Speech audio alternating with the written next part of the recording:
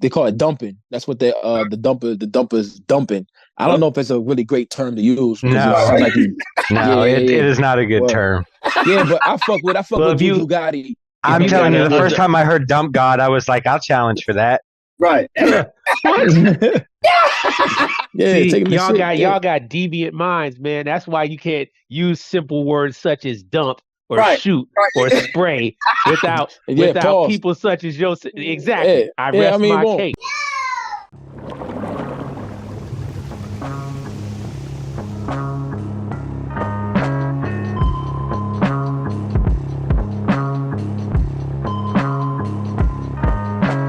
This is about to be different, and I'm not about missing shit. I want it to be a good one. We already know it. Yes.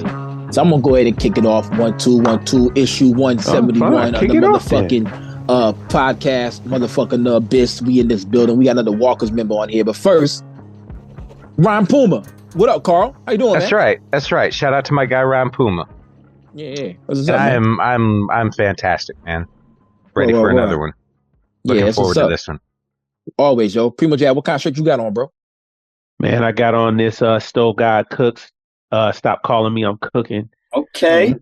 Joint, you know what I mean? Real exclusive, real, you slept, you ain't get it type shit. But we don't sleep. So we got all types of things in the closet. Special disclaimer. By the end of this year, I'm not buying any more merch in 2025 unless y'all come in with some extra super fly. I keep saying that shit, and then Big Ghost just put another fucking drop up, and I'm gonna be looking like in the yacht club and shit. I know. I had to get my wife one too. Speaking of hood champs, you got the middle finger you on up there.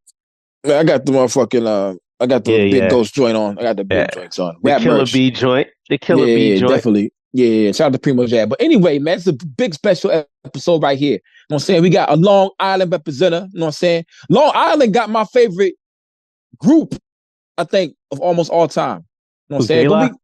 De La. Yes, sir, Ski. L.I. Yeah. L.I. You call it the sixth borough. You know what I'm saying? Yeah, man. Yeah, the sixth borough. I love L.I. Yeah, I love L.I., man. The Professional Chiller. One of my favorite shows is out there. But we're going to get into all that. We're going to get into all that. Yeah. We got Spoda. You know what I'm saying? We got Mr. Spoda in the building. We got the illustrious Spoda in the motherfucking house, man. Please put some respect on this man. Come on, man. I appreciate y'all, man. Real talk. I appreciate that shit, man. For real. No doubt, man. Primo Jab don't like De La Soul. You don't like it? No, whoa. That's slander. Don't make him sue you for defamation. He don't like the beats. He don't like the beats.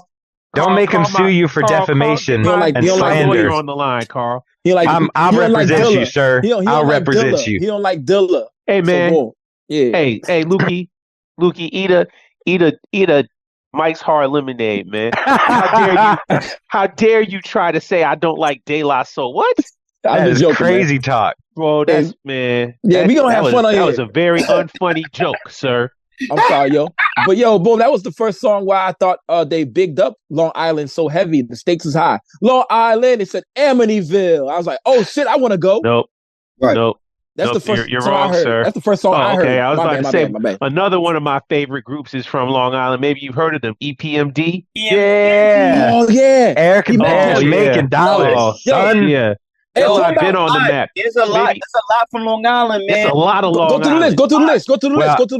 I'm gonna tell you, I only married my wife because she's from Staten Island, and that's woo country. So we're gonna talk about it. Hey, Spoda, tell them who else on your illustrious alumni list. De La Soul, Rock Marcy. Duh. Yep. You know what I'm saying? Buster and Prodigy at one time was absolutely right. Him stand. Even though, and I ain't gonna lie, I respect the man because he's a GOAT and you got to put him up there.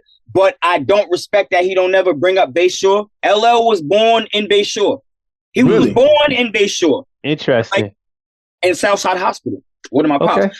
He moved to Queens when he was so young. Right. He's always rep Queens. But Queens. He lived on the north side of Bay. You know what I'm saying? But whatever. Yep. But LL, if you want to, anybody who know technically, you know what I'm saying? But I know it's a lot. Can we add one more into that mix? Oh yeah, go ahead. I probably can't think of Eric B and Rakim. Oh, of course. I was about to say you gotta mention the guy Rakim. Come on, man. So some of the best rappers ever. Him, man. A+ when he had his little thing going. You know what I mean? Word. Come on, man. You got Rakim and Rock Marsh. You got the top 10, 2 top 10s right there, like all time. Mm-hmm. You know what I'm saying? Yeah. You can add LL. You know what I'm saying? I'm bad. And I'm sorry, De La Soul's in my top 10. So yeah. Not in Primo Jabs. You know what's crazy though? A lot of people from like there was when it came to Long Island rap. Even though I felt we always got overlooked, we have pioneers from Long Island. Absolutely we right. Have solidified pioneers from Long Island, whether it's Nassau or something. Long Island, you know what I'm saying? Like, and that shit is ill, man. It's ill. Yep. What part of LA are you from? I'm from Bay Shore. Okay, so that's also shout out Ashanti. Ashanti from Bay Shore, right? Nah, Ashanti's from she's from Nassau. Okay. I forget it right now off the top, but she's from Nassau. But yeah, man, she's from out here too. And I didn't know it was a lot of like celebrities who live out here, got cribs out here. Yeah, man. Yeah. Long Island's where it's at, man. Long Island's where it's at. Yeah. True indeed. So you was born and raised. Yes, Bay Shore. Bay Shore, yo. Oh shit. You got I'm in Atlanta, yo. You got family down here? Yeah, my mom's and my 2 brothers and sister, my niece and nephews, they live down there. Like, shit. They lived out there. I graduated in 2003, and they moved out there in like 2005. So they've been out there since then. But yeah, I've been out there a few times. Like, you know what I'm saying? I got to go out there soon, actually, eventually. But yeah, all my family's out there in ATL. Word. Yeah, you got to let Lukey and I know when you're coming to town. Yeah, I'm here, yo. You know what I'm saying? Yeah. You the oldest? Yeah. Out of 4, yup. So indeed. That's what's up. Then my 2 fraternal twin brothers and sisters, and then younger. Damn, you got twins in the family. Knock 2 birds out with 1 stone. Yep. You know what I'm saying? That's how you do it, yo. Boom, boom, boom, boom, boom, boom. But we glad to have you on this joint, man. You've been working hard this year, man. You dropped like 4 already? I think 5, bro. 5? 5, right? Yeah. 5. Yeah. Mm-hmm. 5, yo. And I'm about to again before, you know what I'm saying? I got to, like, you know what I'm saying? I got so much in the stats, I got to start letting this music fly, you know what I'm saying? Because not for nothing, I have a lot of music that I have from projects, producers that been waiting. Like, we talk like 2022, 2023, you know what I'm saying? So now it's time. It's just been so crazy. So it's like, now I got to start planning everything out for 20. Basically, I don't have to write anything for 2025. Like, real dope. You know what I'm saying? But we'll see. But it's just me as a workhorse. Like, I feel like I could never keep writing and working on new music. You know what I'm saying? So, but yeah, I'm definitely about to drop again before the buzzer go off in the 4th quarter. Okay, word. Yeah, okay. They call it dumping. That's what the dumper's dumping. I don't know if it's a really great term to use. No, it is not a good term. Yeah, but I fuck with Buju Gotti. I'm telling you, the first time I heard Dump God, I was like, I'll challenge for that. Right. See, y'all got deviant minds, man. That's why you can't use simple words such as dump or shoot or spray without people such as yourself. Exactly. I rest my case. Drip, any of it. Drip, all that shit, yo. All that shit. Man. Hey, yo, stop it. I'm a 5-year-old. Shout out the Dump team, man. Yeah, I love them niggas. But I got a Fahim diss song it's never coming out because I like the nigga. But I dissed that nigga heavy when we had our little spat. Word. Yeah, I put it on a story and deleted it and shit, yo. But boom, I love the dumpers, you know what I'm saying? Dumping, but you got mad material and you got shit loaded in the clip. Yeah, bro. Yeah, always. And then, you know, outside of that, I've been on I could think of, I've been on at least 25 features this year. Like, it's me. Wow. Like, that's that, no lie, that I could think of off the top. It might be more, but yeah, it's definitely at least 20, 25, like 25, yeah, if not more than 25. Word. So shout out to everybody who hollered at me and finally put the songs out, or whether it was held in the stash or current. You know what I'm saying? Word. No doubt. Hey, yo, one album I was supposed to be on that you on that I was surprised you was on, then I peeped the science behind it. I was like, you know him, I was supposed to be on it. He ain't give me the bread. But then I thought, damn, if I would have known this nigga was this nigga, I might have like gave him the super buddy price. Or like pay me later or some shit. Right. Yo, it's your cousin. GunSmoke. That's my boy right there, man. Shout out to ValidGang GunSmoke. Yeah, man. ValidGang GunSmoke. Shout out to ValidGang GunSmoke. I was just talking to him because he mix and master on my shit. Oh, Yeah. You know what I'm saying? He out in VA right now, and I'm saying shout out to VA. But man, it's so ill because I gave him the alley to come into this, and you did. Never once used like yo sports my. He never hit no like yo sports my cut. He never used that. I threw him in the jungle, nigga. Go get your prey, nigga. Go do what you gotta do. Standing on his own. That's what's up. Exactly. You know what I'm saying? He does his music shit and he be mixing and mastering. So it's like, yeah, man. Shout out to my cousin, man. Yeah, he definitely doing his thing. You know what I'm saying? Yeah, man. He's getting his shit up. He's getting his shit. He always tell me like, well, you the reason why, like. You keep me like, you know what I'm saying? Like, our bond is different, but shout out to him. Yeah, man. He definitely did. Luke, I'm glad you brought Buddy up, man. I was going to say something about him too, because you got a kind of a gallery of people that you team up with on the regular. Right. And he's one of them names that pops up across the whole catalog. You always going to see, you always going to see ValidGang GunSmoke or GunSmoke. You always gonna see Aaron Shakur. Yes. You always. And I had a question about that. You is it Big G or Big G? Is that Big G? Big G. That's one of my brothers, my homeboys. Like, okay, like he used to do the music thing way back. He's the one. He like if he hears some shit or he's gonna get on top. Like nigga, like send that through. You know what I'm saying? Like he's like okay, so he pop out. Yeah, he been doing the music thing. Like he was at a point at one time in his life where he's about to get a record deal, but then shit went sour. You know what I'm saying? Yeah. Yeah, he and a lot of people be hitting me up about him like, yo, you got to get some more shit with Big G. Yeah, you see, I had to shout him out. Right, and it's crazy that y'all say him and if you notice the people that I'm really close with, you can hear the chemistry in the music. Oh yeah, yep, absolutely. A1 The Chosen, that's another one. That's that my pop brother. Up. From Bayshore. He's from Bayshore too. He been rapping since back in the day. We used to be running around the local scene in our hood and all that. We went to school together. Shout out to my brother. He's on some more projects that's coming out. Yeah, man. And he does his own thing. He's not even in the underground scene. He be doing his thing, but I'm about to bring him into the shit gradually. You know what I'm saying? Because I know him talent, and he'll be ready to go with this shit. So yeah. Sure, and then you got Imperial too. Imperial is another. Imperial, that's my right hand man. Like that's my right hand. Him and Big G and Imperial, those my right hand mans. You know what I'm saying? Okay. So it's like, yeah, Imperial. I grew up with Imperial since grade school. You know what I'm saying? So like, yeah, he been doing it too. But you know, he got his own life and he been moving and jigging and jiving. So I be trying to get him to, like, nigga, get in there.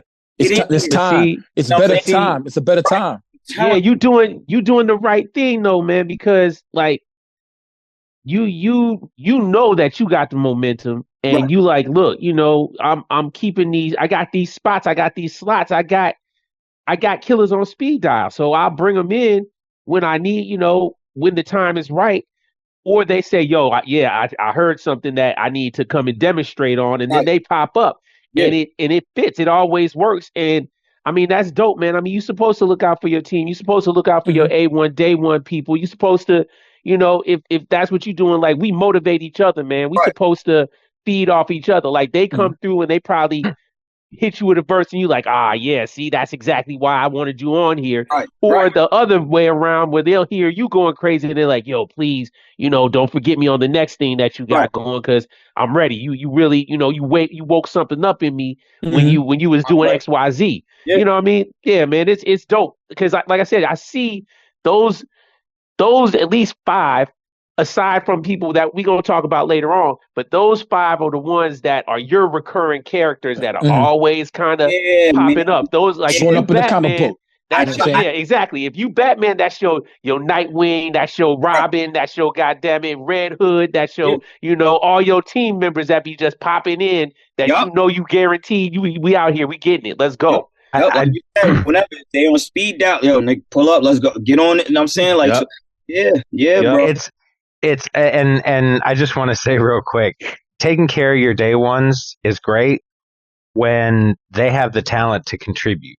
Ding. I don't want to have to put somebody on that isn't working to do something for it. You know what I mean? Like, no, these ain't pity placements. Yeah, these ain't pity placements, man. Right. You're surrounded with a crew of talent.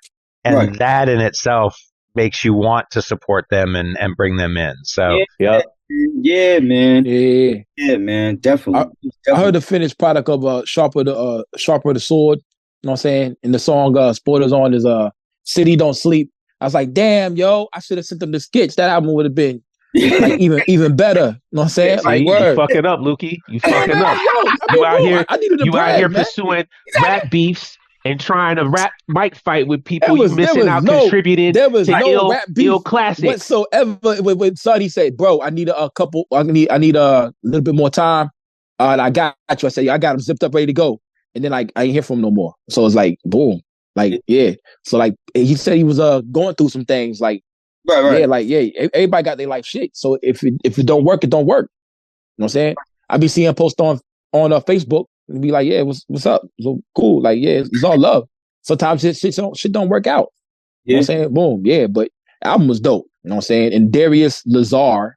Yes. Darius Lazar, yeah. Romania. Yes, and he's he's from Romania, huh? Okay. And he's under Valid my cousin's he got ValidGang Entertainment. That's one of his producers. Oh, okay. That's not how I did the project with him earlier in the year. The Thou Shalt Not Kill. Thou Shalt Not Kill, yes. But he built his own. Like I said, that's one thing about my cousin I respect. He never once used my name to try to get any plays he got going on. He did it off the muscle, whether he got rejected or not. He never be like, yo, I'm Spoda, because people could already see that or started noticing that after a while without us even having to say, like, anybody who knew, like, that I knew personally in music, they would ask me, like, yo, who's this? That's my cousin. You know what I'm saying? But whenever he would holler at them on his own time, he'd never be like, yo, I'm Spoda cousin, because they would already, you know what I'm saying? And that's just him. He a stand-up dude, so he wouldn't do nothing like that. But yeah, Darius Lazar's under him, and Darius Lazar got a couple projects with a few, you know what I'm saying? Like, shout out my bro, Passport Rav, another walk he got. Shout out Passport. I know y'all gonna get into all that, but yeah, man, Lazar is dope. He's dope. You know what I'm saying? The project me and him did, I had Akil Ali on there on a single. Yeah, and, I see it. Right. And I forgot who else I had on there, because I got so much shit out, bro. It'd be so hard to remember. Yeah, you got hella projects. Sir, right. You are a very prolific working motherfucker, man. I mean, since 2020, I counted. Since 2020, I mean, look, bro. Let me tell you, you weren't coming on here just to talk to some guys and say, yeah, tell us about yourself. Oh, I didn't mean to touch you off. What have you been doing? Hit me up, because remember, I think it was Primo. Somebody hit me like a year and some change ago, like, yo, and we're gonna do this next year. And just y'all hit me a couple months, like, yo, we're gonna do it in December. So I always had that in my head, like, oh yeah, I bet, yeah, let's get it. Yeah. No, I appreciate you popping out, man. We're booked in advance, so yeah, we generally, when we know we want to put somebody on, we gotta reach out to them early, because the wait is a while. But I see once I saw the follow on y'all page, I see how frequent y'all do it, so I see why y'all do it like that. And I'm saying, like, yeah. And once I ain't gonna front, when y'all hit me, I'm like, oh, shy, because I seen what was already going on with y'all. I'm like, but like that always goes to show me, like, because I be so caught up in my work ethic and my grind, sometimes I don't even realize that there's eyes that wasn't on me, that saw me at certain points in times if they hear me on certain projects. So I be so tunnel vision. I be catching shit so late, it be like, it start fucking me up sometimes, like, damn, like, oh shit, like, I didn't know I know y'all follow people, I didn't know, like, I ain't, you know what I'm saying, I always think to myself, I'm a nigga from Bayshore, Long Island, South Side, I'm just getting into this underground thing, and finally getting my name up there, so this shit sometimes still be catching me off guard, like, oh shit, like, how the fuck people in third world country, they fuck with Spoda, yo, come out here, yo, you can come out here and do a concert, like, that should be crazy. I'm a nigga from the hoods, I'm like, yo, this is, but I love it though, that's what keeps me going and keep staying steady, tunnel vision, facts. I mean, we've been friends on Facebook for a while. Right, fact. In fact, I was gonna ask you about this Mike Green deal, because you've been going crazy. All caps. Who Mike Green? He's beware the scamming promoter. Because one of my childhood friends, one of my sisters hit me up and told me, like, yo, Spo, like, come on, bro, you be going here for 2 days, like, leave him alone, because now it's just looking like bullying. And I'm like, no. Somebody sent me a screenshot of a subliminal he threw out there, and I felt like it was about me. So that's how that all started. But he's a club promoter from out here. And he's booked a few people out here before. He booked celebrities out here before. I'm not gonna lie on that. You know what I'm saying? He had Ashanti, Fat. He done had celebrities come out here. But on the flip side, he's also known for bad business. You know what I'm saying? Like there was once this started, because you seen, bro, I was on there going crazy. It was so nuts. I went live the other day on Sunday. I can't even tell you the last time I've been live on Facebook. But then when I went on there, because I had to address it, because I'm like, nah, we got to get this shit right. I don't know if it's about me, or even if you're not throwing a straight shot at me, I feel like you're throwing a general subliminal about artists on Long Island because the shit he was saying in the post. And me and him are friends, but we don't, if you don't interact with somebody, you don't even see this shit. So I don't see his shit. I don't go looking for him, whatever. One of my homegirls DM me a screenshot like, yo, he got to be talking about you. So I'm reading it, and I'm like, what? So I ain't even say nothing at first. So now I'm like, all right, it's Sunday. I got time today. That's my only day off. I work 6 days a week. I got something for this. I got something for him today. So I made a movie out of it. But yeah, Little Meech was supposed to come out here to Patchogue, the Stereo Garden. Little Meech and Friends. So we're supposed to come out here to Patchogue Stereo Garden. It's a venue out here where most of the celebrities that came out here went through there before. It used to be called Emporium before that. A few different names. But long story short, Little Meech ain't pull up. Mike got burnt by them because, like I said, he didn't pull up. My right-hand man, Imperial, was there. He said it was dirt. The certain bottle girls were saying they didn't get paid. But this is not his first time. This is not his first time where he's done events where there's been no shows. It's so crazy. I went fake viral yesterday because there was people that I know that was hitting me like, yo, he's no good. I done heard stories. It was females hitting me. I've been stopped going to his events. He been getting all my money, and this is not his first time doing no shows with people. So this is not his first. God, dang. On top of that, you supposed to be this big dude. You claim you run Long Island. You're making Long Island look bad. So whatever, he ain't pull up. So the internet started making jokes about him. But me, I was the more boisterous one for the last 2 days because I felt like his subliminal about Long Island rappers was coming to about you. So I started man. I'm gonna send y'all the clips in the DM. I was cooking him. Like I don't know if you seen my live. I was cooking him. Like how he feel now? Because I ain't gonna front. He block you? No. One of the posts I put up, and when I put the screenshot, I addressed him and I said what I said. I said what I said. And at one point he came on there and said, on the live? No, on one of the posts of the screenshot of the subliminal. Yeah. And I had a whole paragraph as the post, like, yo, you nigga, who you talking about that is whatever. So I'm going through the comments. I see him pop up like, oh, wait, hold up. You thought that post was about you?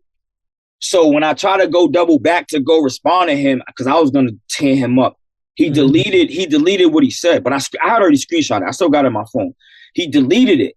But then come to find out, all the subliminal posts and everything he's doing, he started deleting shit off his page and all that because he knows that people is already on him that knows him like, you're bad business, bro. Like, you're bad business. This is not your first encounter with celebrities where there's a few celebrities who put hands on him before in the past because damn, you feel me? So it's like, but I don't know. I guess he felt the way or whatever like that. And I told him on a live, don't DM me trying to talk about nothing because I'm going to put it on Front Street to everybody. There's nothing to talk about, bro. You said what you said, and I felt like it was towards me. You said what you said on a comment, and then you deleted it.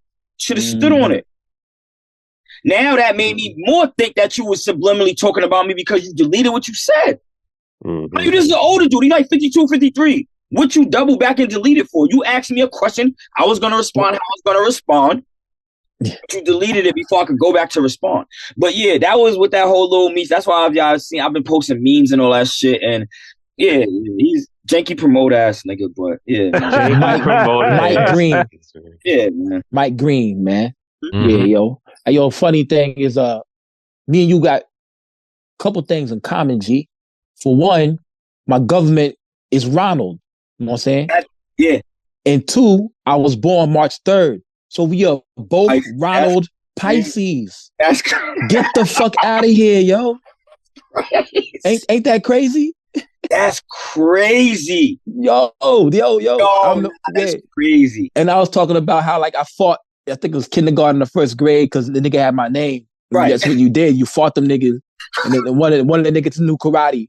You know what I'm saying? And yeah, a little white boy named Ronnie. He might be Indian or something. He was doing cartwheels and shit, fighting me. Yo, we talked about that last week. Yeah, I was like, yeah, word. It was dope, man. Not really, but yeah, it's wild, man. So coming to this interview, I was like, yo, it's wild, man. I gotta fight Spoda for my name and my birthday. Yo, and my birthday month. My birthday month. Word. I don't need the same name, but that's crazy. Like, what's the chances of that? Like, that's crazy. Yeah, yo, I don't know, man. Yeah, and you got family down here too, son. It's wild, man. It's just a wild thing. That's all my Jamaican side of my family. My mom's side Jamaican. Oh, yeah. So is they in Atlanta, or in a suburb of Atlanta? I forget what part of they in Georgia. They was in Atlanta at one point, but they like right on the outskirts. Probably like Snellville. Yeah, Snellville, like something like that. They got a large Caribbean population. My mom lives right by that airport that everybody got to go through. Hartsfield. She might live in Fairburn or something. Red Oak. Somewhere out there. Yep. Yeah. I think about the move over there. You know what I'm saying? Over there by the thingamabang thing. You know what I'm saying? Where. Yeah. Jamaica. So boom, like your family. So you all Jamaican? My mom and my grandmother. I was born here. Me and my brother, we was born here, but my mom and my grandmother and they was from Jamaica. You know what I'm saying? All my pops, God rest his soul, he died in 2008. They all from Brooklyn. They all Brooklyn niggas. Oh, okay. Projects. You feel what I'm saying? So yeah. So you could play for both countries. You can play for Jamaica or America. You know what I'm saying? Hell yeah. Word. You gotta pick and choose. Yeah. Well, you can play, yeah, man. Fuck America. I'm playing for Jamaica. Word. Yeah, word. You get some more burn over there. Hey, I'm just saying, Carl can do the. Oh, you can't, or you can't. What? Oh, you can. I can play for Canada. Oh yeah, just Canada. Just Canada. Yeah. I mean, I could get my citizenship here anytime. I just haven't. Oh yeah. Hey man, you better hurry up and get your shit together, man. I can't see Carl getting deported. You know. I got a permanent green card. I'm good. All right. I'm good. Make sure I've been married to Erica for like 23 years. Oh yeah. You're good by marriage. You married there. You married there. You know that punk motherfucker, man. He out here. He especially don't. You know damn well I'm not what he's looking to kick out. Shit. Well, you must not have seen the news, man. You saw. Look. You saw Canada. He really does. You saw he got into it with Canada. He got into it with Canada just the other day. He got the all Wayne Gretzky's. Yep. Yeah, he's after all Sidney Crosby. Trudeau came down. He went down to the Mar-a-Lago and he tried to explain to Trump how tariffs were bad. And Trump said, if you can't afford the tariffs, I'll annex Canada. I'll make it the 51st state. And I know you're a prime minister now, but you'll be the governor.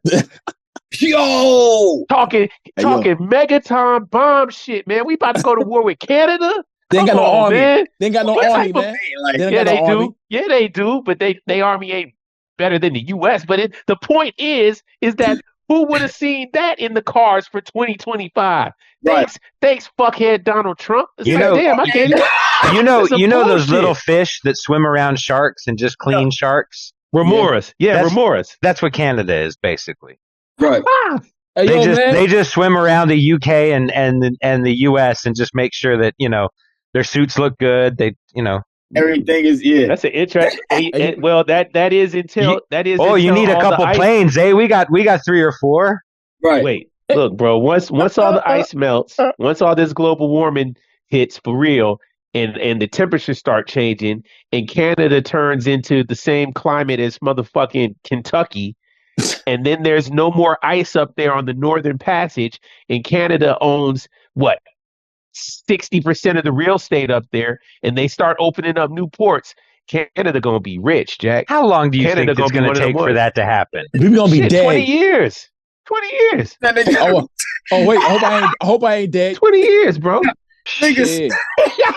A meteor's gonna hit us long before that and right freeze up the whole planet anyway. It's fine. Shit, they just said a meteor hit us today. It was only 4 feet wide though. Pause. Hey yo, boom. The motherfuckers hitting us every day, man. Don't sleep. Them things hit us every day. Shit. There's more important shit to talk about right now. There's two things I want to get off my chest to Spoda. This man does not like Nas or Lil Wayne. Oh, nah, shit. don't do that. Nah, I'll fuck with them. First you start with Primo Jab, and now you're going after Spoda. What's? I can't hold you. I'm Hove, bro. I fuck with them, but I'm Hove, man. And people be hating me for that sometimes online when they be talking, they debating. I'm Hove, man. I grew up on all of them. Why you got to be one or the other? That's what I'm asking. You can like who you want to like, Spoda. Hey. Don't Why worry is it? about nothing. I never understood that. Why is it got to be one or the other? Like whoever you like. Like Nas, you know what I'm saying? Like, yeah, Nas is Nas. You know what I'm saying? I mean, I like Biggie and Pac. Fuck all that mess. Right. You know what's crazy? A lot of people gave me slack for this, but I'm gonna be real. I was never. I fucked with Pac, but I was never really a diehard, like a crazy. I'm on your team. I wasn't the same Pac fan, but I listened to him. I fucked with him. Don't get it twisted. Yeah, his work ethic was one of the most elite in history. Like I heard at one point he was writing 35, 40 songs a week. You feel what I'm saying? And that was different. Like, and these, this is 3 verses. Right. You're just not a part of the cult of Pac, man. Like, Pac became this cult figure, man. And there's, for whatever reason, that people all of a sudden started like really just holding his nuts up. I think it's because when we all saw, like, and I speak for we, I mean my generation, my era, when we saw him die, that was a traumatic moment, Right. And especially after he had done so much before that point. Like, he was already kind of mythical. He had got shot. He told the police, "Fuck you." He got shot by the police. Shot the cops. Yeah. Beat that case and got paid from them. I mean, he went to jail. He was cool with Mike Tyson. Like, he had been through a lot of shit. So I think that's where the cult following of him kind of came from. But on top of that, I mean, he definitely made albums that were full of great music. Yes. Yes. That's you can argue that till your face turns blue. I mean, sure, and I said it before, and I'll say it again, man. Yo, you can like who you want to like, man, but certain things are gonna be facts, man. Like you said, his work ethic is gonna go down as unmatched. It's gonna be one of those things that people are gonna study, and that's why he gets the flowers that he deserves. Right. But I do see why and how. I listened to some of your earlier music, and it did come off as some like Rockefeller type that music. Was my era, you know what I'm saying? Yeah. That D Block Rockefeller, like that was, you feel what I'm saying? Like, I was born in the 80s. I was listening, like, I was talking to one of my mans about this before. Like, I was born in the 80s. Like, I listened to 80s music. I was young, so I didn't really know no 90s. But then, like, as I got older, grade school, middle school, mid 90s into like the early 2000s, like, that was that's why people tell me, yo, you give me that Rockefeller D Block, you give me that style. Like, they always name people from that. You give me that vibe. Like, so New York. Like, you feel what I'm saying? That's what I was going to say. Somebody the other day where they like, yo, even when the Southern shit came through, and this was somebody who listened to me also, they like, yo, me listening back to all your shit, you never switched your style. Like, I always stayed true to self. That's one thing I always did with myself with the music shit. Like, when that whole South wave came through, he basically was saying that to say, like, yo, a lot of niggas who you up rapping hard, they felt like they had to jump on that wave. And I said, yeah, but a lot of them niggas also faded themselves to black when they did that, because you trying to follow a trend that's not you, and that you thought it was going to work and it backfired. You know what I'm saying? And then by the time you try to come back over into this, now fast forward, we in 2024 and it's boom. You can't just come in here and think you're going to rap. Like, you got to rap. Like, this dude's in here who niggas get busy. You can't just try to force back over from that and then you're going to come back into, no, you're going to get cooked. I love this underground shit, man. Like I said, me coming from the local scene in Long Island, from my early days up until I came home for being incarcerated and got into the underground scene in 2019 going into 2020, I was running through Nassau and stuff, doing mad shows and all the hole in the walls, all that. You know what I'm saying? But now I see that in this underground shit, when I first got into it, I'm like, oh, nah, niggas in here get busy. Like, I could rap. I'm like, oh, all right, I see what's going on. All right, but niggas gonna see what's going on with me too. Like, you know what I'm saying? But outside of me just being able to rap, and a lot of people started noticing me because of my work ethic and my consistency. You know what I'm saying? Like, that's what really got me noticed. And then that made people go and really listen, like, oh, nah, he rap. Like, not only do he put out, he's consistent and really, like, yeah, you know what I'm saying? I'm humble, though. I get that from my mom. Like, I get that from my mom. I'm humble, you know what I'm saying? Once in the blue, I might spaz and I start talking my shit here and there because I do know I'm one of them, you know what I'm saying? Like, not even on no cocky shit, but a lot of my people be like, nah, you've been so humble for too long. You need to start feeling like that and letting people know, like, don't think, you know what I'm saying? But, yeah, man, I'll be doing me, man. That's it. I ain't in competition with nobody, but like I said, niggas know, you're not just going to think you're going to dog walk me or nothing. Like, I'm nope. With the shit, like niggas see me, like they see me out here, and they starting to see me more now. So it's like I said, but I'm always humble. That's what keep me tunnel vision. I'm humble because if I was cocky, that would throw me up. Like I said, I got so many projects in the tuck, whether they done or I'm working on tweaking on. I got to start letting them fly because a lot of them been sitting. Like, but when you hear them, nothing sounds outdated. You feel what I'm saying? So, but yeah, man. Classical. I said classical. Yeah, but I understand a lot of because like going back for what we was talking about. I don't like Lil Wayne either. Right. I used to love Nas. I think Hove got the best commercial catalog ever. And it's for some reason people hate on him so much. I don't know why, but to each his own. But true indeed. I guess watch that interview you had. It was like 12 years ago. G. That's like forever ago. That's like 24 years on regular time. I didn't touch it. Like people from the local scene, Long Island, my hood, they know I've been doing this, bro. So now that I'm in the underground scene, not only now they start listening to the music, like people are going on YouTube and they're seeing old shit like that. You feel what I'm saying? They're starting to see like, oh, nah, like boy been around. Like, yeah, man, I've been around. You feel what I'm saying? I just got put onto the underground by my brother. Shout out Bub Rock. You know what I'm saying? Also, the Bubble Rock. And I know y'all probably get to that. He's the reason. He gonna be mad. He don't never want me to mention his name. I spoke to him earlier. I said, I'm gonna call you after the podcast because he tried to call me. I'm like, I gotta get in tune, get ready. But he's the reason why I'm in this. You feel what I'm saying? Like, that's what's up. And he don't know. He be like, nigga, you don't never gotta say nothing. He done did mad cover art to me back then. He's like, don't tag me, and I don't want to be. That's why I love him because he's genuine. He don't put me in the spotlight, nigga. Nobody need to know I put you in this lane. You know what I'm saying? I know you was locked up. You came home. I got locked up at the end of 2016. I basically did like a year. I got locked up out of state in Vermont with Valid. We being real. We on here. Shout out Valid. He know we got locked up. I had no business out there, but I was out there fucking with him for a couple weeks, couple months. We got locked up in December. We got into a physical altercation. Vermont is different. I'm not. Vermont is wild out there. Bro, I heard about Vermont. I'm good. Bro, it was so good. For a regular physical fight, we get in, and out there, they don't even have state. Everything is like, I mean, they don't have county. Everything is like state and federal jail. So it's like, the fuck? We go out there, we going It's small, man. Bro, it's we on the place. News. We on the news out there for a regular fight, and I'm looking at Valid. I'm like, he like, oh, bro. Mind you, he was already living up there for like 8, 9, 10 years type shit. So I went out there just to go fuck with him, you know what I'm saying? Just to get out from this way for a little while to get a peace of mind. Because at that time, I was fucked up in life, like on some real shit. So I had to get away from this environment I was in. So I go up there. I don't know why. I didn't do my research on that state or nothing. I go up there. We get into it, get locked up, whatever. I also had to serve time out here so that I got extradited, but my time was all running concurrent or whatever. So I had to do for the whole year. So mind you, I was right.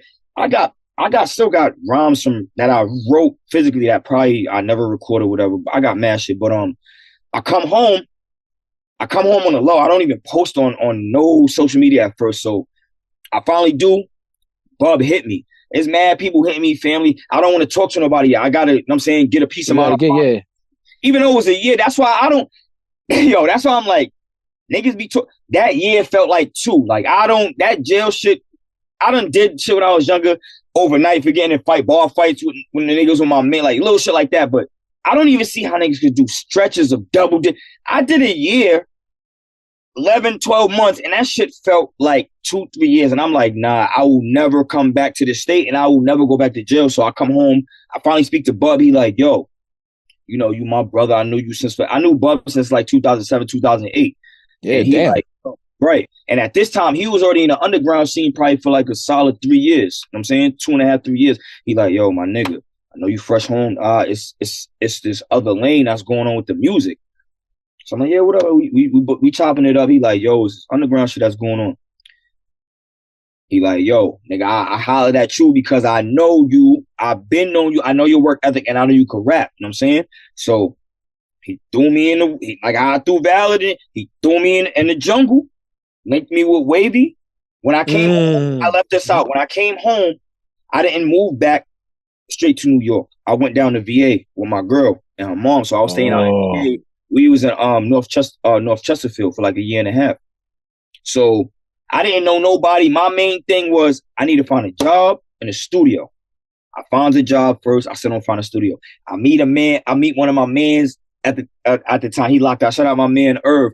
I met him at my first temp job I had there. He's like, yeah, I know a studio. He put me onto a studio, and it was over from there. So Bub was like, yo, at the time, Wavy had just moved from Florida and was fresh in Brooklyn for like a couple fresh up there.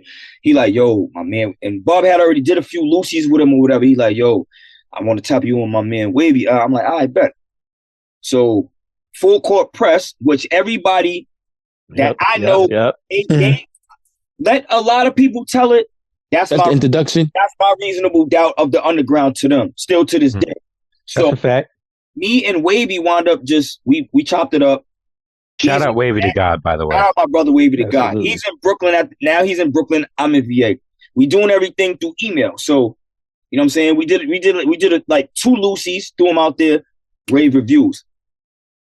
He was the first one I worked with in the underground scene. Now that I think about it, facts. And then the standout, we're gonna get to that. But then we're gonna get into that. So don't worry, we get into it.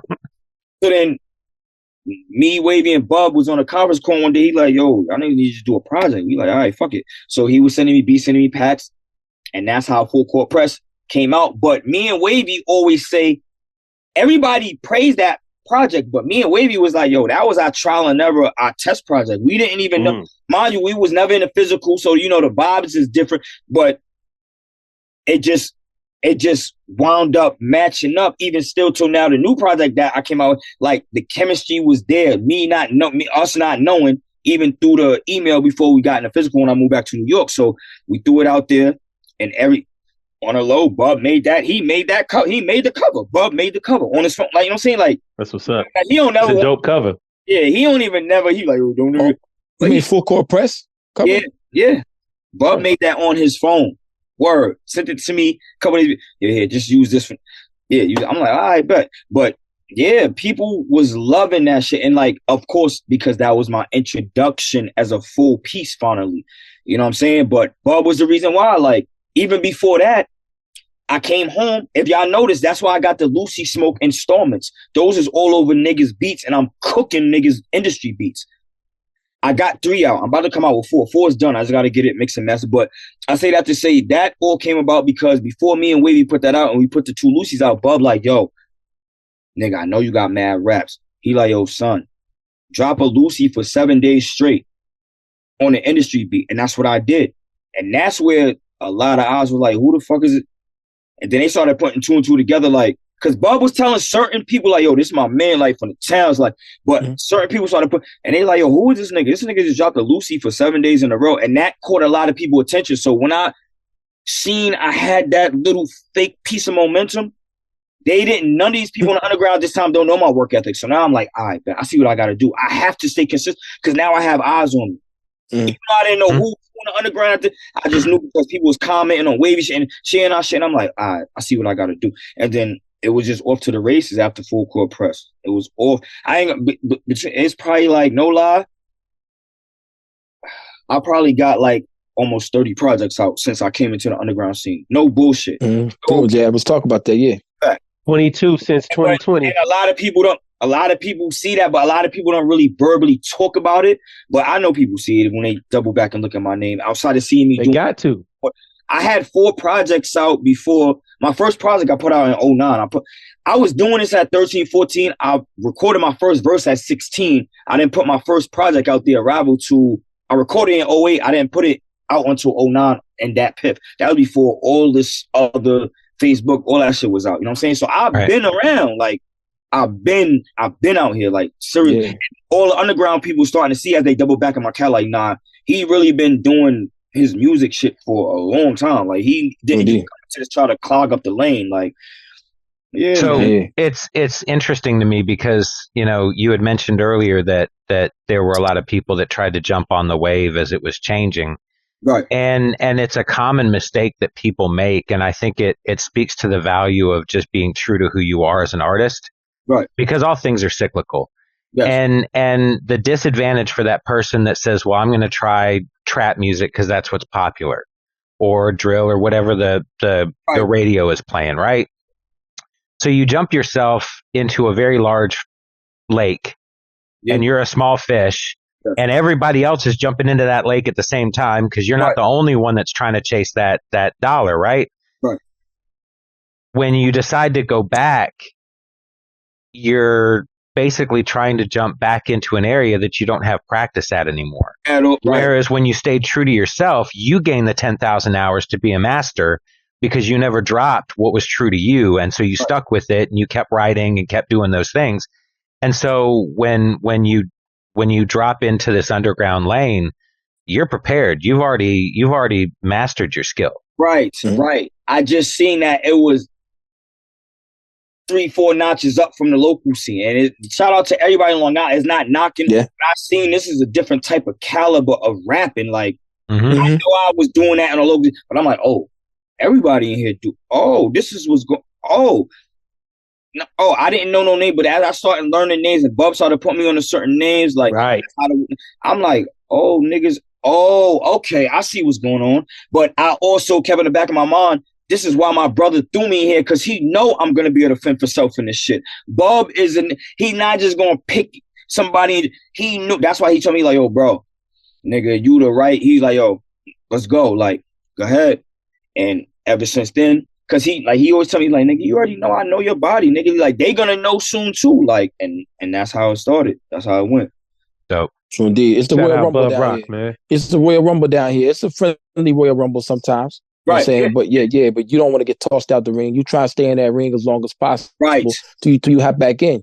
Right. You know what I'm saying? And honestly, what did Old Dirty Bastard say? He treat hip hop like my bitch. Like his bitch. My woman. Yeah, right. And then he said a nigga I love that woman. Bitch, and he nigga come fuck the bitch. And he wants to kill the bitch. And the nigga. The nigga. I want to kill the nigga and the bitch. He said that's how he had to step up to this microphone. That's how you got to step to this microphone. Yeah, I love that quote. I love that quote by Old Dirty. Dope, man. Like, there's a lot of talent in this shit, and I started noticing that. Like, but then once I told myself, I always tell myself, like, you already know you could rap. Just keep the consistency and the quality of the music to keep getting better every time. And shout out to my brother Ty Farris. He told me this. Yeah, shout out Ty. Yes, sir. He probably told me this a couple years ago. Once he started seeing me getting my groove, he's like, yo, bro, I see you getting better every project. Every song, you're getting better every time. You know what I'm saying? Shout out on my work. They Rim, Kano, Ron, they all, you know what I'm saying? Some of them show me they love in different ways. They may not say it online. They might see me when I see it in the physical. You'll keep doing it. But still sharp and still. And it's so ill to be around a dope collective of MCs and female. Shout out to China and Aida. You know what I'm saying? Like, Aida, I got it. You know what I'm saying? I can never forget the sisters. And you know, all the producers. We're gonna get into all that. You know what I'm saying? Amelia. It's so many to Passport Rap. Amelia. It's Art of It. It's so many to name. You know what I'm saying? But everybody's so ill, and people used to think we was a group, but we're just actually a collective. You feel what I'm saying? Like, I heard it was an album. Huh?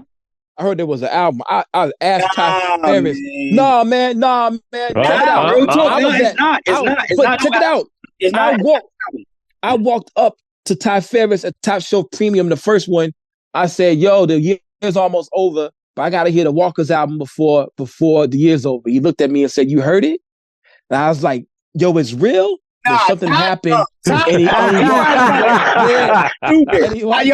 shout out to Ty. Ty's I ain't heard it. Right, did that. Yeah. I know Ty. You know, he goes, Ty's the best. Hey, yo, but I was like, but something happened where, like, we disbanded right after he said, you heard it. Right. I was like, yo, but then our album never came out, yo. He was messing with you. Nah, truthfully, like, nah, we don't got no album. Know what I'm saying? Like, eventually there will be. Right. Eventually there definitely will be. But, you know, everybody just, and that's the thing, like, people, once I started noticing who everybody was before we got the conglomerate, I'm like, yo, everybody, that's why I always say that in interviews and other interviews, everybody in this whole Walker's thing was already getting busy in their own right. Everybody was in their own, wherever they was in their beat, everybody was getting busy. So it's like, being that we formed, it was like some Voltron shit, and the people are waiting, fiending to, like, for a Walker's project. But we don't want to rush it. You know what I'm saying? We want to make sure, because, you know, once it's done and solidified and we really put it out there and announce it, the people is going to be wanting something, like, they want a classic piece. And they know we can give them that pause, but it's like, we want to make sure the timing's right on top of that. Because, you know, it's nothing to make it right, but we want to make sure the timing is right, where it'll fuck around and be some RKO out of nowhere shit. You feel me? And niggas like, oh, shit, these niggas, oh, hold on. And that's going to shake everything. But yeah, man. Okay, so I'm just suggesting, because of the amount of talent that you guys have, like the sheer numbers of amazing rappers and producers that you guys have collected, do a double album if you're going to drop it. Right. Because it should be no reason why we can't. That's a fact, of course. I want so many combinations. Right. You know what I mean? I want a posse track or two. So many people, yeah, I ain't gonna front. I see why you say that, bro, about it. Because they hear one album, be like, yo, all right, those are, but we could have heard such on it. I want to hear Eddie and Ty tear up a track. I want to hear you and Rim tear up a track. I want to hear, you know, like Rome and Bubba, and Passport Rap in the China streets. You know what I mean? Like, there are just so many ill combinations that you could get out of a collab. I'd say just burn it down with a double album and just hit them with it. Everybody have a solo song. Wavy? Everybody have a solo song. That's a lot of track. I always kept that in the back of my mind, like that would have to be a definite. That would have to, and for that, that's a dope idea, I ain't gonna front even off of that. Shit, we might have to make a double, because you could put but only so much music on a record. You know what I'm saying? So it's like, yeah. So you do one as all the solo pieces, and then single. It would be, it would have to be no choice but to be a double. I ain't gonna front. Yeah. Yeah, man. I think that's dope. I think it's a lot. That's a lot of niggas. I ain't gonna front. I ain't been grateful and humble. Like, so boom, when I came into this shit and like I really started meshing with my brothers and sisters in the Walkers, like I would tell Kano and them, like I would text them like on my own accord, like, yo, y'all niggas is nice, bro. Oh yeah. Y'all niggas get busy. Yes. But then text me right back like, yo, Spoke, you nice. Like, but I like me, I'd be giving my fly. I don't care to tell y'all nice. But just the fact that me knowing and they see that I'm serious about that, and for them to tell me that I'm like, they saying it too, like, nigga, don't get it twisted, like, you know, like, nigga, you get busy too. You know what I'm saying? Because I didn't know them from a can of paint. I know all of them a good 4, 5, 6 years now. You know what I'm saying? Family outside of music. So it's like, knowing that they so talented, and I'm like the hot potato, me and Bub. We from Long Island. Well, everybody, Ty's from Detroit, you know, but majority of the core of the Walkers is from NYC. Right. Brooklyn. So just being like, damn, like they fuck with me. And it's not even, it is off the strength of Bub too, but like they don't even use that. They like, nah, you your own. Oh, we see how you spoke. He a humble, cool, and he get bit. So once I started getting that from Rome and all of them, or like just the love and like the motivation. Of course, and it always matters more when it's all stars telling you. A bench player can tell you you can ball. That really doesn't mean as much. But if Jordan walks over and goes, "You got some fucking game," right? I'll fucking live off that shit. Right. Yes. Real shit. Yes. Yeah. Make you feel good. That also makes you work that much harder, because now you know. But now people that you hold in high regard are looking at you, and they keep you at a certain standard. So you can't, I don't want them to think he was wrong. Right, yeah, right. You can't prove them wrong. You know, it's like, yo, you think that highly of me. Well, I can't fuck up now. Now I gotta keep going crazy. I have to. And and you know, Top Ferris is a technician with the bar. So definitely. His latest release, Tarantula's album, is just amazing. Yes. First time the man trying to be rapper of the year out here. Like, bro, the first time he told me personally himself, like, yo, Spoke, you getting better every project. You're leveling up. Like to hear that from a real musician is like, yeah. You know what I'm saying? And I'm sense. so humble and poised with it. I'm just like, I appreciate you, brother, for real. And in the back of my head, I'm like, yeah, nigga, now it's time to keep killing. Like, yep. And like murder season. Right. And Ty's special too, because Ty also understands the business end of this more than most. Yeah. Because he does that. And you know, Ty doesn't waste his time with people that don't have that drive and that talent level. Right. You know what I mean? Indeed. Like, yep. That's real. Also, that nigga said he said the tee cost $250 and I hooped in it. I'm like, that to me was one of the illest line. He different. I mean, niggas that hoop will be like, yo, that's probably one of the most stuntingest shit I ever heard in my life, man. Like, yo, you got a $250 tee and you hooped in that shit. That's Detroit nigga shit, man. No, I'm telling you, I'm not doing that. I'm not wasting that t-shirt. I know niggas who used to hoop in Pradas, man. Like, I mean, come on, man. The Prada sneakers? All kind of shit. Yeah. Prada, man, fuck them shits. Them shits ain't for hooping. Sound like some Google the Rain and shit. But the motherfuckers used to get out there and get busy. They used to be down there at all the runs with the shit off Memorial or not off Memorial, off motherfucking. Nah, that's how someone takes your shoes. You talking about not hoops, run and shoot. Not run and shoot. Run and shoot is over there off University. But that's what I'm saying. They used to be down there running in Pradas too. And Pradas, man, those are not basketball shoes, man. No, they are not. But it's the fact of the matter. That is crazy. Yo, hey man, and you know some niggas, old niggas look at it as like a little fake sneaker. They ain't gonna look at that like it's nothing. So yeah, you might have some dummies who think I could play ball with some products. Nah, man. That's like buying a Ferrari as a commuter car. Yeah. Like what the fuck are you doing? I get that, but that ain't for sitting in traffic. What are you doing? Gilbert Arenas went to some Chanel. Man. The people that do the foolish shit like that, the people that are hooping and shit like that, they do it because they don't give a fuck. No way, man. It's about not giving a fuck. You guys are thinking too rationally. You're like, you can't hoop in that. That's not good for hooping. Them motherfuckers is out there coming fresh from motherfucking Follies at 3 a.m. Yeah, hell yeah. Just woke up. I get that. Came from the Waffle House and said, "Let's go hoop." All right, Follies. Hey, yo, boom. Gilbert Arenas hooped in some Chanel shit. He hooped in low top Air Maxes. He hooped in the Freewell spinners. Oh yeah, I was watching something with a gear with the other, like how many different sneakers he wore. I'm like, bro, that shit is insane. He wore all types of crazy shit. Like a couple nights ago, I was binge watching YouTube. I'm like, this nigga really is rocking mad ill fire kicks. And you know, NBA players, they get certain colors that never come out. So you be like, oh, this is fire. Like, yeah, that nigga's wearing some shoes that you shouldn't wear though. Like, I know, right? And get buckets. He's wearing low top fucking Air Maxes. Yeah, I was about to say he was notorious for wearing low maxes and going out there and giving motherfuckers numbers. What? But you know those are crazy. If you notice the young kids, that's all they rock is mids and lows. And this is mids. I hate that. I don't understand how they do that. I don't know. Nah, B. Playing ball. I need ankle support. I need ankle support, Jack. Sorry about that. Yo, I rock mids. That's all I really they mids. I wear ankle braces and shit. Forgive me. He wore some Dolce & Gabbana joints. Some Dolce & Gabbana. He bugging. That nigga bugging. Now he bugging. Like, come on, bro. Dolce. Yeah, Dolce, yeah. Dolce & Gabbana. Yeah, he probably cooked niggas like 30 that night on some dumb shit. He probably gave it up on him. Yeah, you know. He did. It don't matter. It don't matter. Are you? Oh, he's 23. He had 23 in them games. You a sports fan, Spoda?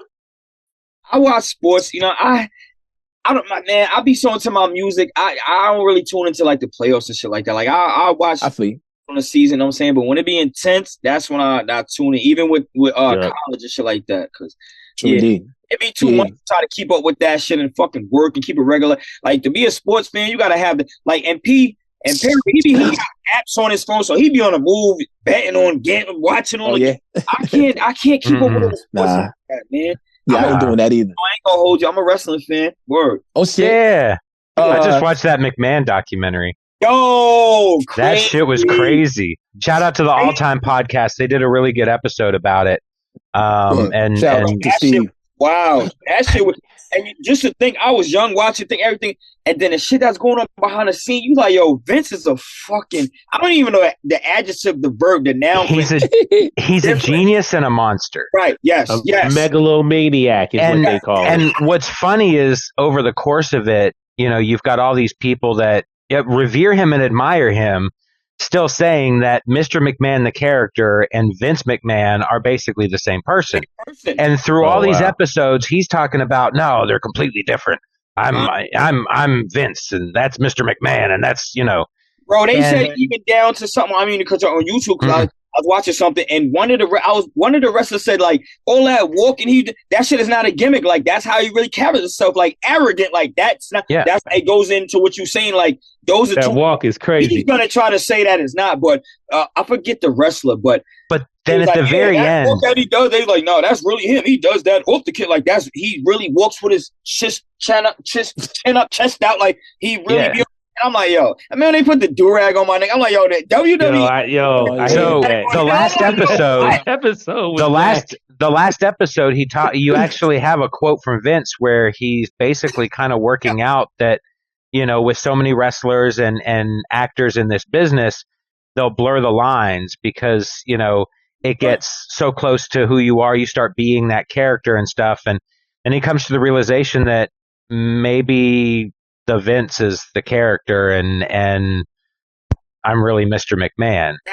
Yes. And I think that's a lot more true than he would ever really want to admit. Right.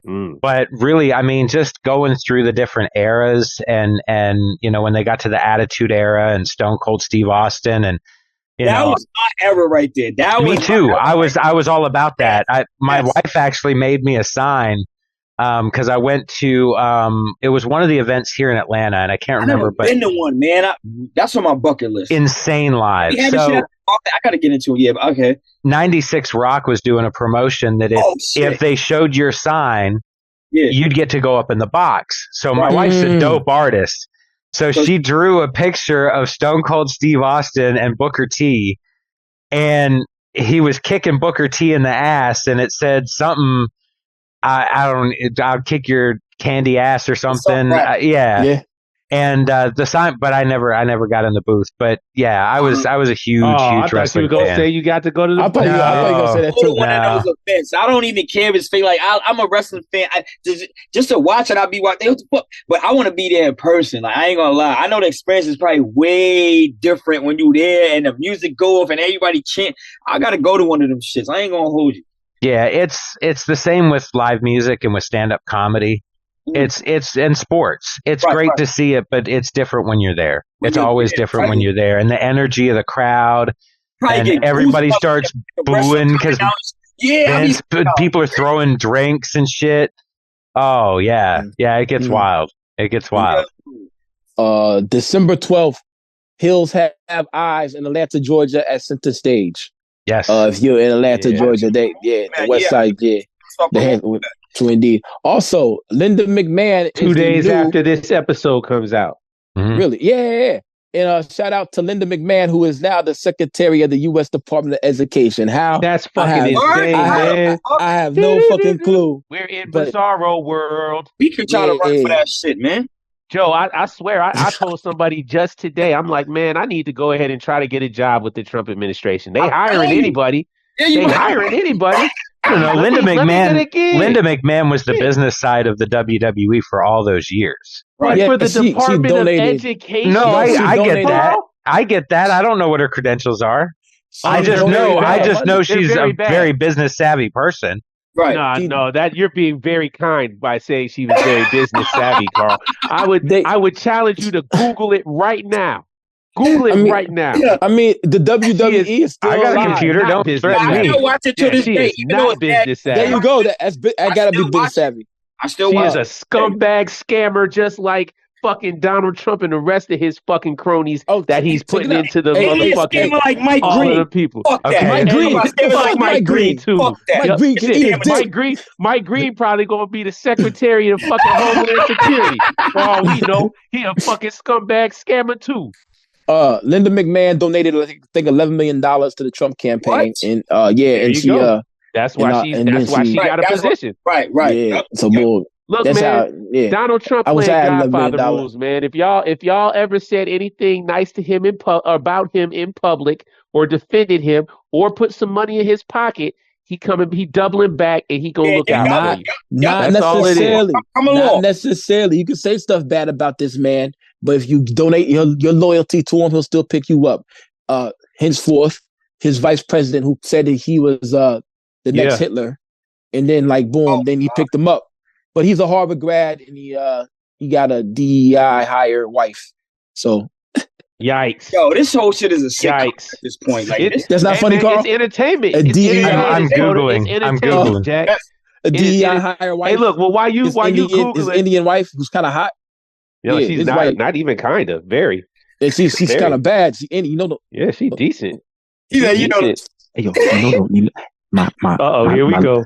My landlord is Indian, so I don't want to say. They might be listening. Yo, Indian motherfuckers is freaks, yo. Oh shit! Man, people are freaks. What are you talking about? But they be you got Germans shitting on each other, and you're talking about Indians? Come on, yo, that's not freaky, Carl. That's nasty. How Cleveland say it? That's nasty. What's the difference between a shit and a turd? Nah, man. Nasty, freaky. Those are blurred lines. Use that on somebody. Ooh, you got to shit on somebody. Hold on, man. Hold on. What's the difference between ooh? You know how many people heads gonna be fucked up off that thing? I'm like, oh shit. Hey, yo, but they made the Kama Sutra. Yo. Yeah. Hubba. Yeah. Hubba. Hey, Spoda. Hey, welcome to the show. But anyway, man. JD, hold on. Real quick.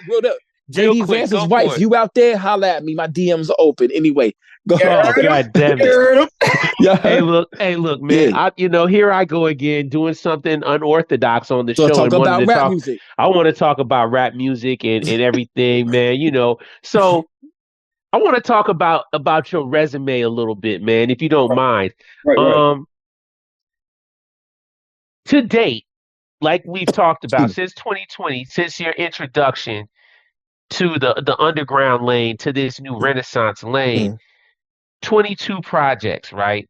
Right. You got 2 joints with Wavy, 2 joints with the Standouts, 2 joints with Hobgoblin, 2 Hobgoblin. joints with Ghost Dave. Shout out Lord Mob, because I see you tied in with the Lord Mob as well. And now Stars Coleman, that's my boy Lennox Shoes. Yeah, Stars. You understand? But hold on, it gets worse. You got a joint with Tone. Shout out Tone Beats. Tone Beats. SI's Finest. Shout out my brother. Halal Seeds. Yes, Sirski. Whip Beats. Yep. Free Mind. Get Large. Yep. Then Darius Laser. Right. And then the latest Lazar. joint. Yeah, the Lazar. Excuse me. Pardon me. Bob Lazar. That's not even including the 3 Lucy Smokes. Those are like... No, that's not even including those. I didn't include those. I'm not including those. Hold on. I wanted to talk about the pedigree of the interconnectedness of this abyss that we dwell in, that you are fully invested in and a part of the fabric of. Intertwined, yes. So as I continue down this resume, might I add on this new project that you just dropped, the joint with Mickey Knox. Shout out DJ Mickey Knox. The Stick Up Kids joint. You got one of the most New York songs of the year, in my opinion. The joint with you and Nature. One of my favorite rappers that I grew up with. Oh yeah, Nature. Yeah. During the DJ Clue era. Look, my little brother Tyrone to tell you that was our favorite rapper. Like around for them years of that era. Like that was his whole cadence, his aura, his voice. He laced you with a classic verse, right? Yeah, on there. Shout out to that beat was so crazy. Right, that beat was so fucking crazy. It was such a New York ass song. Like it's so abstract, right? Like the beat, number one, it's like an abstract ass jazz beat, which makes it so raw. But then, like I said, Nature come on and lace it. And then you come on Indeed, and you just start going crazy. Indeed, yeah. But if you notice, I because I listened to his shit so much, the verse, I went on. Yeah. You feel me? Yeah. So I'm like, oh, Nate on here. And you had pieces of his verse in your verse too. Yup. No, I heard it. I heard it. Come on, bro. I do my homework. I study. Mhm. But not only that, like I said, I wanted to continue about this resume. So, that's just the new, the newest chapter. And like I said, that song to me personally, like that, that's a standout, beautiful song, well crafted song, chef's kiss, moi, But again, I got to go back to just the people that you surround yourself with, the people that you team up with on your super friends bat signal when you put it Yes. out there. Yeah. You be aside from your walkers, homeboys, Rim Eddie, Bub Rock, then you got Mav always come through and That's lace. my big Shout out to Mav. man. Big salute to my brother Mav, man. Y'all always got a ill joint. One of my favorite individuals. Yeah, I think me and Mav got 2 joints together. Nothing Wasted in the Wild should be out. In Yes, a I couple saw of they were days. pressing that up. FYI. Shout out to K FYI. Slugger. Shout out to K Slugger. And me K and K Slugger. Slugger got some shit we about to drop probably in the first quarter, beginning of the year. Here we go. It's almost done. Okay, That's K Slugger. Too, but yeah, Okay. shout out to my brother Mav, man. I think we did In the Midst of the Struggle, and then he did something with me on Damn Dave's project. Okay, shout out Damn Dave. And Shout out Damn Dave. Yes, it's always open invites with me and Mav with each other. He's like, yo, little bro, whenever you need me, I do this when I feel like it, whenever you need me. And I tell him all the time, bro, I'm always on standby. Niggas know I'm always ready. So, you know what I'm saying? Yeah, man. Got a 50 in the clip. Well, that's I say all that to say, not only that, you got choice with Mesquine, right, Water, yes, O-Dog, yes, John Jiggs. Yes, that's yup. You in the fabric, man. You in the fabric. You laced in the fabric with people, man. DJ John Doe, our guy. You know what I mean? They love Southern it. Vanguard. Shout out to them, man. Southern Vanguard Radio. Shout out Eddie when we got to shout out to Vanguard. Yeah, man. Salute the guard, man. You got to pop up on them. They be mad. They be like, nah, I know you be on family time, but I told them next time I come out there, I'm gonna make it my business to. Yeah, go fuck with them, man. Go fuck with them, man. Have some shots with Dochino, man. You'll love it. I'll bring the Henny. I'm like, these niggas, oh man. Yeah, no, they serious out there. You'll get trapped in that basement, man. You gonna be like, let me just sleep in the corner. Quick story, right? I go to visit my people, and then when they like my second time going down there. This how I met Shabam. Shout out my brother Shabam. Shabam Sadiq. Yes, I met him through my little brother because I'm like, yo, I came from out of town. Like, yo, little bro, I need a haircut, man. Like, I need a shape up at least. He's like, yo, I got you. I'll bring you to my man's shop. It was Shabam's shop. Yeah. And I think this was like 2021, 2022, like 2020, 2021. And I met him. He's like, yeah, he rap or whatever. So I'm watching his videos. I'm watching it. So when I was out there for the weekend, so when I left, I went back and did my homework. I'm like, oh, nah, this nigga is. I'm like, oh, nah, Shabam is one. I'm like, oh. Yeah, he one of the niggas. I'm like, he was. Exactly. I'm like, oh, nah. And we used to always tell me, my brother would let him hear my shit. He like, yo, he always told me, yo, he want to do something with you. I'm like, and then that's how. So boom, I go down there. John Jiggs was down there for like, he was just recently moved down there, whatever type shit, I believe. Yep. So we went to go link up at Shabam crib. My little brother bring me over there. I ain't see my family in a minute or whatever. So I'm getting saucy. I'm smoking. I'm getting spanked. Me, Shabam, and John Jiggs. And Jiggs supposed to link up. That was the song that wound up coming out on him and Shabam's project that I was on, that song we was on. I forget the name of the song. But I was on that song. That shit was supposed to be recorded like 2 years prior. So we record. We about to record. I'm so smacked. I pass out in Shabam's studio. Jiggs was talking about that the other day when he was out here for a show, because we got a video coming out for JJ's Revenge. I'm on a song with him on defense. We just shot a video last week. That's gonna be dropping soon. But okay. Yeah, so interested. I fall asleep and then they get Shabam crib or whatever. I ain't get to record my verse. They record their verses. So I had it for mad long. So then when they finally constructed their album, they're like, yo, nigga, we need you. It's time. Yeah, finish this up. That's how that shit came out. But yeah. That's how I first met Shabam, and I fucked with him ever since. Like, he fucked with me heavy. Like, my little brother, like, he always holler at you. Like, he fuck with you on your work ethic and shit like that. Word. But see, there we go. This is another full circle moment that kind of happens out here. See, Shabam Sadiq is another dude who is already an established and well-known spitter. Somebody from the bygone eras of showing, improving, and really getting down as an MC. Really valid motherfucker. And yet again, as the trend continues, recognizes in you that you a get busy motherfucker, man. You understand what I'm saying? It's like, bro, I be so humble that, like I said, it be fucking me up sometimes. Like I said, like certain people, like certain people, like just anybody in this underground renaissance, I know, like I said, the competition is high, is intense, is no very, slack. very. So when a lot of people give me my flowers or my praise for me and my work ethic and my like, I'm saying, me rapping, like that should be so ill to me. Like I be like, I like I said, I be fucked up sometimes because even I'm almost 5 years into this shit, so I finally transitioned to like reciprocating and realizing like, damn, there's people in other countries, nigga, you can't spun on Shade 4-5. DJ Premier spun my shit on my birthday 2 years ago. Like it was crazy. Dope. And a lot of live from headquarters. A lot of this shit, y'all, I don't catch. People be sending me this. I remember when I did the song with, shout out to Wavy. This was my first time on the track with Rome. I keep forgetting the name of the song, but it was me, Kano, and Rome, and we had the video for it off Wavy's I believe that was on Garden of Eden. Yes. Yeah. I think it was called Walk. That song, that was the first time Rosenberg played that. One of my people from my hood sent me that. It was like 12:30 in the morning. He sent it to me the next morning at work. Dope. Like, nigga, you was on Hot 97. I'm like, yo, what the fuck? Like, that's hot. That's hot, man. Hey, look, I say all that to say, and not only that, that's just all the musical stuff. I mean, even your visual aesthetics as far as covers have been superior. I mean, you got two EQ covers early in the game. Yes, Craig Dyer.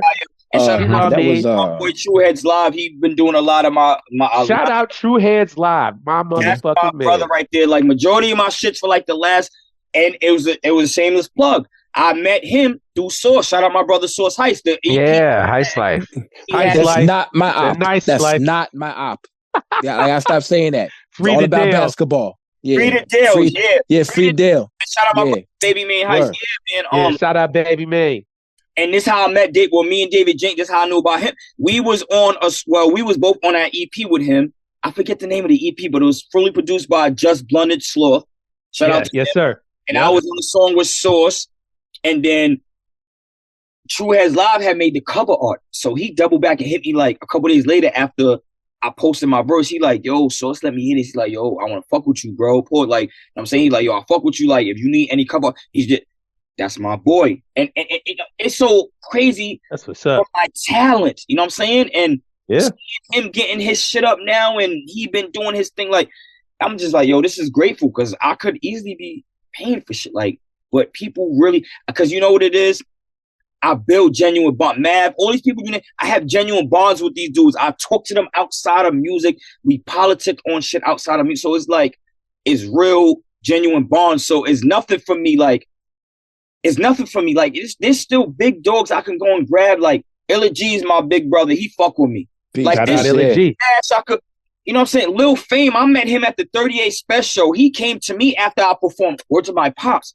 He told me, yo, I fuck with your style. You remind me of us. Because he seen my energy. That's what's up. That's dope. He fucked me up, y'all. Before he spun off on me, he tapped me on my chest twice. He was like, yo, we gonna work. And he spun off and just walked off. Oh, shit. Right? Word to my That's a wild shit, yeah. And I never will forget that. You know what I'm saying? I'm like, damn, MOP. I'm like, yo, what the fuck? Like, I grew up. And I'm just thinking about all this shit. Like, shout out to Rim. Because, you know, Rim is well connected with all these people. So I met them through him, like him and majority of these shows I got in the city is through, shout out Rim and Kano. I got these alleys from them. The dynamic duo. Whether it's me going to a show doing a verse and a hook or I'm getting my little set just for me getting my exposure. And I'd have been in SOBs, shout out, and God rest his soul, Sean Price. 2 years ago, I performed that. And Bernadette, shout out my sis Bernadette. I got to do a verse and a hook at that show. And I'm saying a lot of people notice me from that. Like, so I'll be grateful. I don't care if I just do a hook. And just me, every time I go out, they know me, Long Island. I don't go out with an entourage. I go out there dolo. Or with my rider, whoever's my rider. If I'm not taking, you know what I'm saying? If I don't got my V, I go out there dolo. So they respect that more. They like, spoke them. A lot of people, I don't need to roll with an entourage. And a lot of people who I thought was my people that I grew up with, they faded away and they don't support me no more. They support other people. That, you know, that's a whole nother conversation. But that's a whole nother combo. That's what keeps me going. Like, I'm gonna keep posting this footage. Y'all see me moving around in the tri-state in motherfucking NYC, because I did 2 shows in Jersey. You know what I'm saying? As of the last third and the fourth quarter. And it's like, I don't care. Like, I'm going to rep Long Island. You know what I'm saying? I don't really get too involved in Long Island politics no more, because I've been in there and done that. And a lot of the scene now is younger niggas. So if they don't know about me and do their research, they're not going to know who I am really. They're going to be like, this old head nigga, like, you know what I'm saying? Like, fuck Mike Green. Yeah, real talk. Yeah, that nigga. Yeah. Yeah, man, I love this underground shit, and I'm grateful for any alley, whether it's a verse or physically me having to pull up out there. And I go out there a lot, and I have to start doing that again. Just go out there and just chop it up with them regular, like not even us going to record it. I just go out there and fuck with them. You know what I'm saying? Like, hey yo, one thing before I relinquish my talking, I just gotta say again, as we talk about your resume, because that's what I wanted to talk about. Right. Like, I'd estimate probably about 87% of your work is all dolo. Is all you just handling business by yourself. Yeah. You making albums with a producer. That's it. And you'll have like a feature, I like or it like 2 that. features, or 3 features. I like it like that. I'm not gonna. I might. That's how you get busy. 2 projects that I don't have none. I gotta really probably like 2. Exactly. 2, maybe 2 or 3. Not to have too much, you know what I'm saying? Because no, you don't have a lot. It was like, I want to save them. Now that I know what I know, I want to save them for when they make sense. I don't want to just. A lot of these niggas be having projects and it look like a compilation album. You know what I'm saying? And it's not nobody or nothing, no stuff, no stuff. But like, me being in this realm still, I'm just now still feeling comfortable. So me personally, y'all gonna be like, nigga, bucket. I still be feeling like I have shit to prove. So that's why I do a lot of my projects on a dolly. You know what I'm saying? Show niggas like, I can put projects, but I can do it by my dolly, and I can still incorporate. But I want people to see, for the most part, I could carry my own weight without having to use other artists as my crutch. You know what I'm saying? Or my crutches, so to speak. So. Well, you do it. You do it, man. You do it. Yeah. That's all I had to say, bro. That's all I had to say. Before we hop out of here, I got something else to say. Where? Before we hop off of here, Carl, what you got, yo? What you got, Carl? So yeah, I know we're getting close to wrapping up, but you know, how is that a pause? Wrapping up. You remember Little Zane talking about wrap it up? Wrap up your Johnson. Yeah. Oh my God, you guys. Wrap it up. I'm with them on that one. Wrap it up is pause worthy. All right. Anyway, I just want to tell you how much we appreciate you coming on. You know, you mentioned it earlier, the wait and how long it takes to get onto the show, but you know, we've been fucking with about me. That's why when people hit me again like a couple months ago, I'm like, I bet it's still intact. I'm like, they didn't forget. I bet. No, they forget you. Right. No, we just, bro. You know, and a lot of this is based on Primo Jab's hard work. You know, he really keeps it organized. He does all the behind the scenes work to make sure that guests are contacted a week before and then a couple days before, and we're still good. And you know, for as many episodes as we've had very few flake outs on us. And it's never been, you know, Primo Jab dropping the ball. He's always on it. So, but definitely. Yeah, we're still booked up through like April. You know, booked and busy. But I'm so glad that we got you on here, and after such a stellar year, but really just your catalog keeps growing with quality. And I'm so thankful that, you know, you decided you were going to change your life in 2017 or whatever year that was. And, you know, we're benefiting from all of that. And, you know, if you continue to tell yourself that you still want to be better and grow, that's going to continue to elevate that catalog to new heights. So, you know, I'm here for all of it. Just keep putting out this amazing work and keep holding people accountable like you do. I appreciate it. Yeah, fuck Mike Green. All right. Yeah. Yeah. I'm sorry, man. Whenever somebody attacks somebody I like, man, I'm attacking them niggas. I'm poking them niggas with the knife till they motherfucking don't got no more intestines. I'm saying their intestines laying on the floor. I'm still poking them. Anyway, Primo Jab, what we got? Yeah. I mean, Carl already said a lot. real quick before we wrap it up. And no, I'm not saying that you said a lot, like you said too much. Carl, you're I'm with you. I'm always here to hear Carl talk, because when Carl does talk, and he doesn't talk enough, Right. he says amazing things. So, but I want to do a top 5 before we get out of here, man. Are your top 5 favorite projects that you've released? Okay, that's a good one. Yes, yeah. Very good one.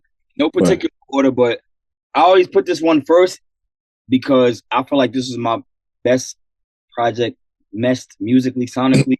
Yeah. No Food for Thought with Free Mind.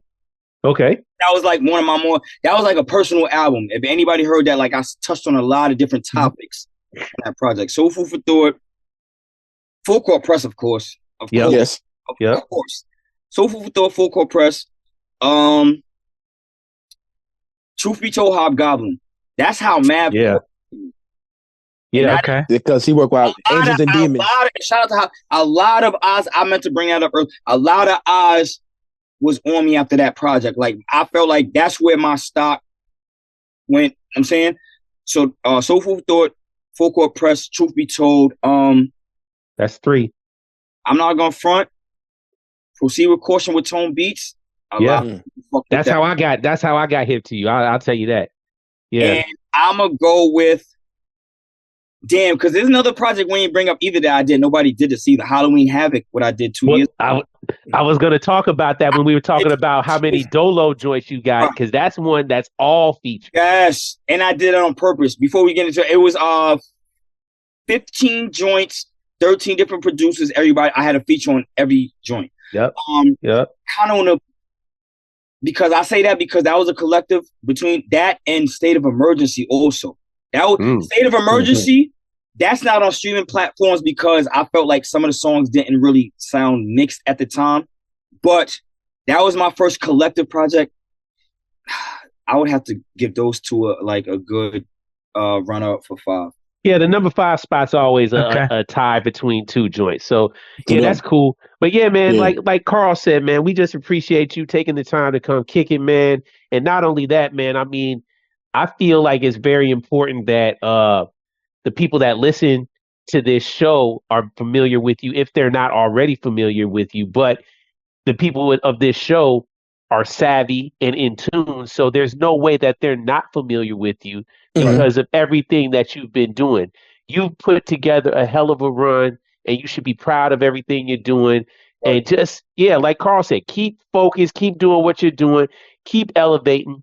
The eyes that are on you and that are recognizing you, and that the people that are bigging you up should be proof enough that you're doing exactly what you should be doing, bro. So hey man, we just thank you for taking some time to come and kick it with us, man. Because you one of them ones, man. Just keep doing your shit.